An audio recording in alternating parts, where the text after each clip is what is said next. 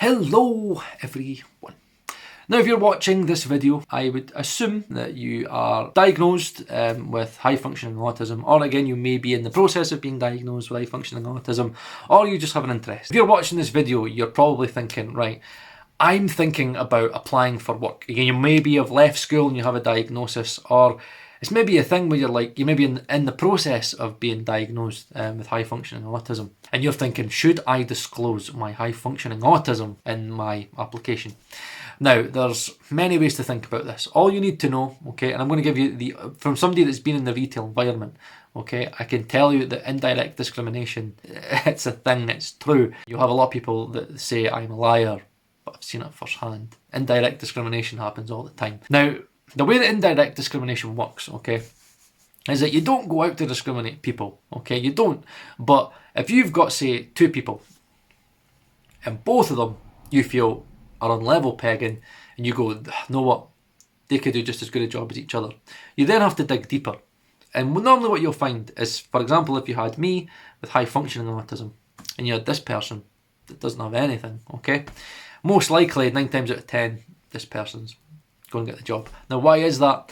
The reason why that is because many employers don't understand autism. I know, I've worked with two industries, right? Retail, and I've spoke to other people via LinkedIn, and they've all told me, Paul, nobody in retail has any procedures about high functioning autism or autism, Paul. There's no procedures in place.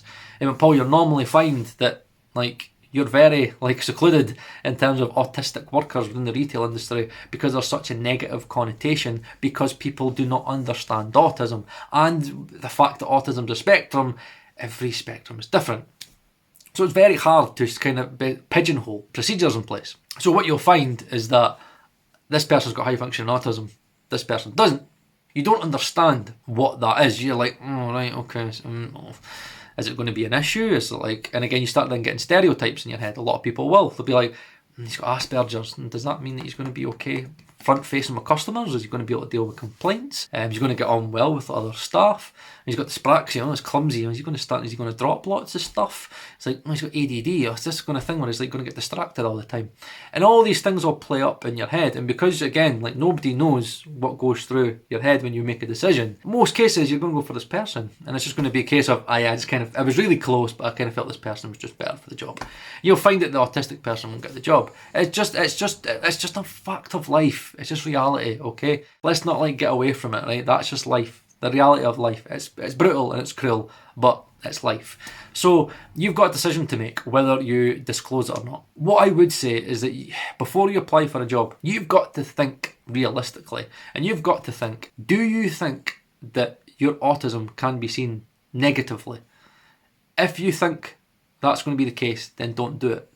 Don't do it, because then you know that going into the interview process, you are being seen as a level pegging, and there is no opportunity for indirect discrimination, right? Because again, you're not going to get the job because somebody's a bit timid and somebody doesn't know, well, I don't know how this is going to manifest itself. I've never worked with somebody, I've never had to manage somebody with high functioning autism, which you find a lot as well.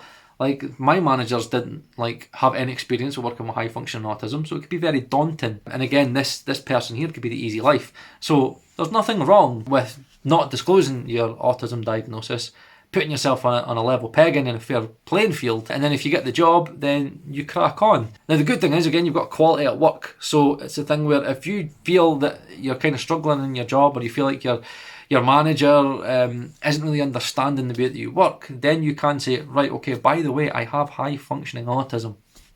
There's nothing wrong with that. They cannot fire you, right? An employer can't say, you didn't disclose that to us, so off you pop. They cannot do that. That's called discrimination. When I was with Tops Tiles, they were great with me, right? I loved working at Tops Tiles. My managers were great. It made sense to them. They were like, it makes sense the way you think, because I'm an ideas man, and I'd make documents, and I'd take Madsen in, which was 8 months in mystery shop, other competitors, and I knew all the traders off the top of my head and where they shopped, and I was just like an absolute tile geek.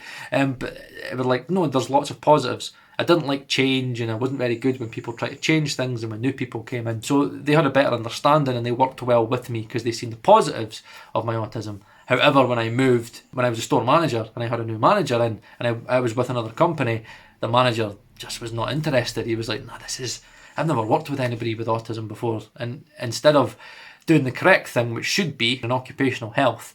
And then from there, the occupational health would have gave the company a report, and then with HR, you would sit there and go, right, this is what I need to this is the support I need. This is how I'm going to develop in this job. That didn't happen until I put in a grievance about my manager, and it turned out that like the company I was working for had no procedure on autism, because most companies don't have a procedure on autism. You need to know that as well. They don't, because again, autism's a spectrum and it's hard to pigeonhole. But when I was a store manager, I didn't disclose it because I wanted to be treated fairly, and it took a grievance against my manager to then get all this occupational health stuff set up. And we then, like before I left, had it all set out. Right, Paul, I'm going to do this, that. We sat down with HR, the head of HR, and was like, right, okay, Paul, we need to kind of go through our policies and our guidelines and stuff, because a lot of this won't fit to you. And right, which way, how do you need managed? And we agreed how we need managed, what support I needed. So my manager could understand the way that I work. But again, he didn't do that to begin with. He was just like phoned Autism Scotland or whatever, and was like, oh yeah, by the way, you probably see stuff black and white. I need to probably be a little bit more clearer in my communication. That was it. He didn't ask me about my diagnosis. He didn't ask me about how it broken down, that I had aspergers, dyspraxia, ADD, how that affected me. I think he kind of seen it all as negatives and it was too much work, when really, like what my previous managers did, he could have sat there and went, right, you're in this position for a reason. You've worked your way up in retail for a reason. So how could I use your autism like what everybody else did to make you better and develop you as a store manager? But he didn't. He just made things a little bit clearer and treated us the exact same as everybody else. And it just went declined because I didn't have the support and I didn't have somebody that understood the way that I worked. And then I started getting disciplined. The danger is if you don't disclose it at a certain point, then they won't understand you. Everybody thinks that when you're not in store management, you think that you crack the whip and everybody gets treated the same. It's bull. It's absolute bull. Everybody needs treated differently because everybody has different development needs. Everybody's different. It's the way it is. You have core policies in the way that we do things, but in terms of your management, you as a manager, you have to manage people differently. It's just like a footballer, right? It's just like Alex Ferguson. Alex Ferguson would manage Eric Cantona different that he managed Ryan Giggs. You know what I mean? It's just the way it is in management. So don't be afraid to be in your job 6 months, a year, 2 years, and then disclose it. Nothing bad can happen, but what they should do is your employer should set you up with occupational health. Now, by the way, if you're in work and you do disclose it and they say, well, I can't treat you different than anybody else, then if you're not with a union, you better get in touch with a union and get set up with a union. You better get in touch with ACAS and stuff like that and get people involved. And what you need to know is that it is actually classed as a disability, and they do need to cater for it. Okay, so kind of in a nutshell, I would say it is always completely down to yourself, but there is nothing wrong with not disclosing it and disclosing it when you feel that you need that help and support. I don't want to confuse you because it's quite difficult. I would say, like, if you don't have a very good CV and you're new and you're maybe starting out your journey, you're just left school, probably best not to disclose it.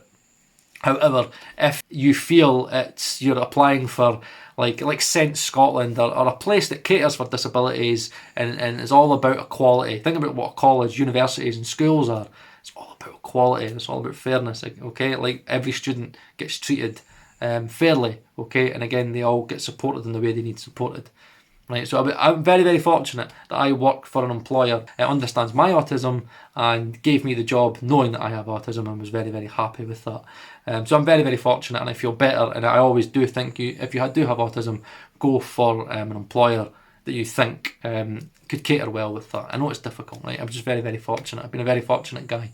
So yeah, it's up to yourself, but especially in the retail market, just remember that there isn't any procedures in place, and a lot of people don't understand autism as a spectrum, and it can change from person to person. So if you don't want indirect discrimination, there's nothing wrong with not disclosing you have autism. Okay, so I am going to do a few more videos about employment because a lot of people have been asking me about employment. I was unsure how to take this channel because my music and mixing channel does so well.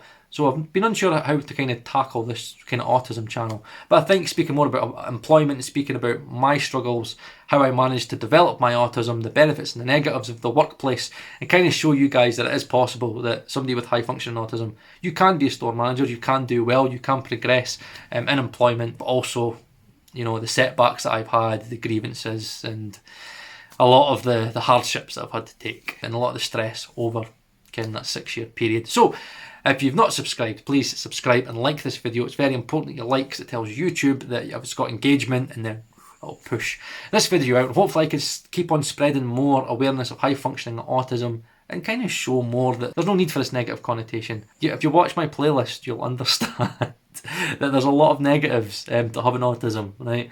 And you'll know in those videos about stories, funny stories, sad stories. I've got kind of husband tags and stuff, and conversations with my wife about like what it's like being married to an autistic man. But in employment, I actually feel like my autism works better, genuinely.